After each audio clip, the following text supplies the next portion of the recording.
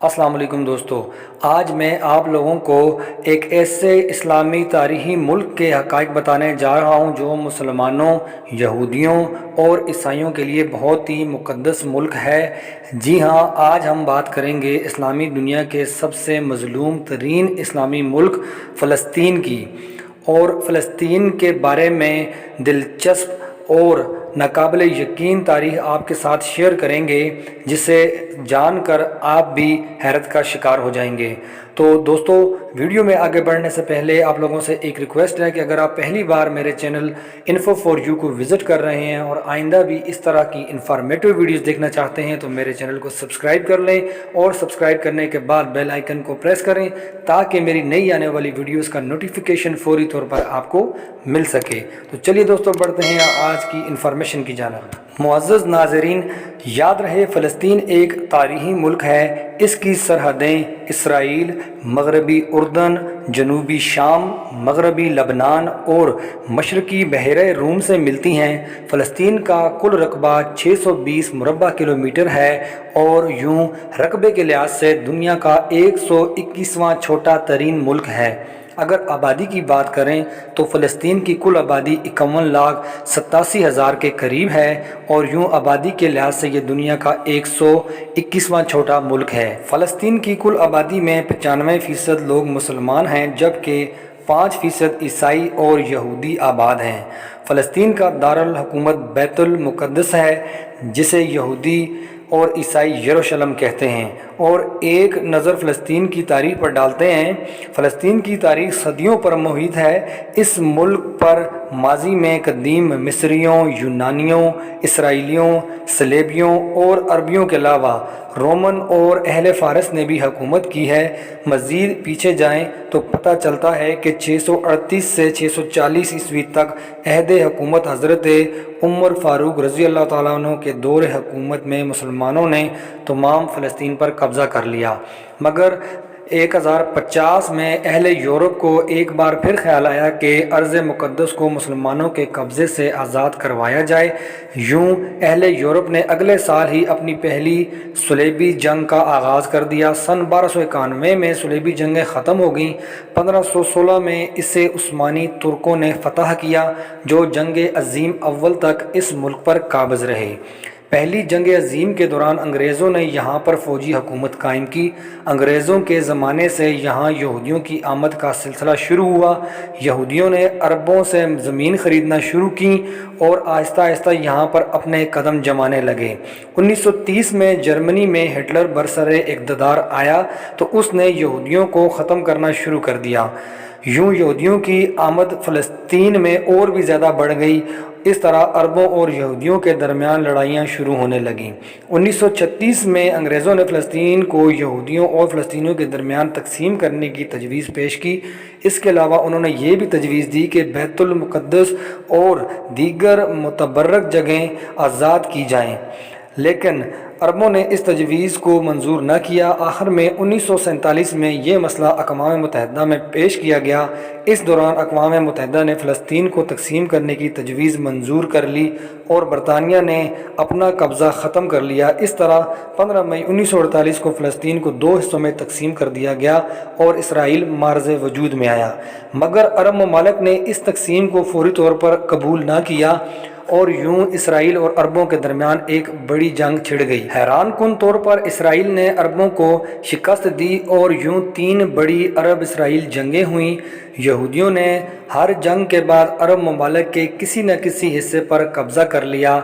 नतीजतन फ़लस्तीन सिमट कर छोटा होता चला गया और इसराइल बड़ा होता चला गया, जिसका बेहतरीन और वाज़ेह सबूत आप लोग तस्वीर में देख सकते हैं कि इस तस्वीर में लेफ़्ट साइड पर 1947 में सब्ज़ रंग फ़लस्तीन की ज़मीन को ज़ाहिर कर रहा है, जबकि सफ़ेद रंग यहूदियों की 1947 में तकसीम की गई ज़मीन को ज़ाहिर कर रहा है।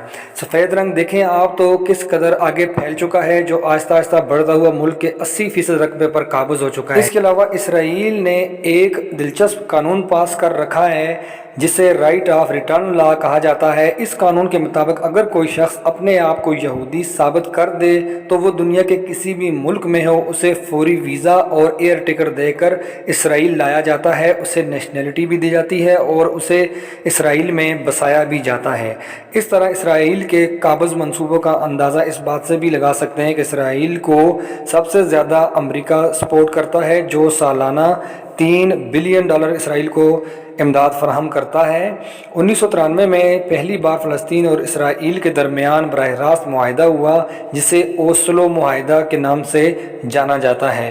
اس معاہدے میں 78% حصے پر اسرائیل کا قبضہ تسلیم کر لیا گیا ہے۔ اس معاہدے کے لحاظ سے یعنی 1993 سے 2014 تک 3 لاکھ سے زیادہ یہودی آبادکاریوں کو مقبوضہ علاقوں میں بسایا جا چکا ہے۔ 15,000 سے زیادہ فلسطینی عمارتوں کو گرا دیا گیا، 10,000 سے زیادہ فلسطینی شہید کر دیے گئے، 70,000 فلسطینی ملک چھوڑ کر دیگر ممالک میں پناہ لینے پر مجبور ہو گئے۔ اپنا ملک چھوڑ کر دوسرے ممالک میں پناہ لینے کے لحاظ سے فلسطین دنیا کا پہلے نمبر پر آنے والا بڑا ملک بن گیا ہے۔ اگرچہ 1993 میں دونوں ممالک نے ایک دوسرے کو اپنا بھی لیا، لیکن پھر بھی بیت المقدس یعنی یروشلم پر اب تک کوئی حتمی فیصلہ نہیں ہو سکا ہے۔ دونوں ممالک اس شہر کو اپنا دارالحکومت مانتے ہیں، اسی لیے دونوں ممالک میں اب تک جاری جنگ کی وجہ بھی یہی ہے، کیونکہ دونوں ممالک اس مقدس شہر کو کسی بھی صورت چھوڑنے کے حق میں نہیں، جبکہ اسی یروشلم میں رہنے والے تقریباً 60 سے 70% مسلمان ہیں۔ فلسطین کا دارالحکومت بیت المقدس یعنی کہ یروشلم ہے۔ مسلمانوں کے لیے اس لیے اہم ہے کہ کیونکہ یہ مسلمانوں کا قبلہ اول ہے۔ عیسائیوں کے لیے یہ شہر اس لیے اہم ہے کہ اس شہر سے حضرت عیسیٰ علیہ السلام کو زندہ اٹھا لیا گیا تھا اور عیسائیوں کے مطابق یہیں پر ان کا نزول ہوگا، جبکہ یہودیوں کا قبلہ اول دیوار گریہ بھی یہیں پر ہے اور ان کے مطابق ان کے مسیحا کا نزول بھی اسی شہر سے اسی جگہ پر ہوگا۔ یوں یہ جگہ تینوں مذاہب کے لوگوں کے لیے انتہائی اہم ہے۔ حضرت عیسیٰ علیہ السلام کی پیدائش فلسطین میں ہوئی تھی، اسی لیے یہ مقام عیسائیوں اور مسلمانوں کے لیے بہت ہی مقدس ہے۔ یہی وجہ ہے کہ ہر سال لاکھوں عیسائی اور مسلمان اس شہر کی زیارت کرنے کے لیے فلسطین کا رخ کرتے ہیں۔ یہاں موجود ایک مقام کو دنیا کا سب سے زیادہ قدیم چرچ ہونے کا اعزاز بھی حاصل ہے، جبکہ حالیہ جاری جنگ کے باوجود یہاں آنے والے سیاحوں کی تعداد 40 لاکھ سے زیادہ ریکارڈ کی گئی ہے، جس سے یہ بات ظاہر ہوتی ہے کہ فلسطین کی انکم کا سب سے بڑا ذریعہ سیاحت ہے۔ ٹورزم کے بعد دوسرا بڑا ذریعہ آمدن پتھر کی صنعت ہے، کیونکہ فلسطین سے سرخ سنہری رنگ کے خاص قسم کے پتھروں کو اسرائیل، اردن، یورپ اور شمالی امریکہ کو برآمد کیا جاتا ہے۔ اس کے علاوہ زیتون فلسطین کی اہم پیداوار ہے، کیونکہ ملک میں 45% زمین زیتون کی پیداوار کے لیے وقف کر دی گئی ہے۔ انتہائی دلچسپ اور ناقابل یقین بات یہ ہے کہ فلسطین میں ہر سال 3 بار کرسمس کا تہوار منایا جاتا ہے۔ سب سے پہلے مغربی روایت کے مطابق 25 دسمبر کو یونانی اعتبار سے، اس کے بعد 6 جنوری کو امریکہ اور یورپ کے حساب سے، اور پھر 8 جنوری کو آرمینیا کے مطابق یہاں کرسمس منایا جاتا ہے۔ آپ کو یہ جان کر حیرت ہوگی کہ اتنے برے حالات سے گزرنے کے باوجود فلسطین کے تقریباً سب لوگ پڑھے لکھے ہیں۔ رہن سہن کے اعتبار سے یہ ملک انڈیا اور پاکستان سے بھی آگے ہے، کیونکہ رہن سہن کے اعتبار سے یہ ملک 114ویں نمبر پر آنے والا بہترین ملک ہے۔ اس کے علاوہ دنیا کا سب سے لوئسٹ پوائنٹ مطلب ڈیڈ سی فلسطین کا حصہ ہے۔ فلسطین میں قیمتی جنگلی پھولوں، جانوروں اور پرندوں کی بہت سی اقسام پائی جاتی ہیں۔ تو دوستو یہ تھی میرے پاس آج کی فلسطین کے متعلق تازہ ترین انفارمیشن، جس کی ڈیٹیل میں نے آپ لوگوں کے ساتھ شیئر کر دی ہے۔ امید کرتا ہوں کہ میری آج کی انفارمیشن آپ لوگوں کو ضرور پسند آئی ہوگی، اور اگر میری انفارمیشن پسند آئے تو کمنٹس کر کے بتائیے گا، اور ویڈیو کو لائک بھی لازمی دیجیے گا، اور میرے چینل کو سبسکرائب کرنا نہ بھولیے گا، تاکہ میری نئی آنے والی ویڈیوز آپ تک بر وقت پہنچ سکیں۔ شکریہ۔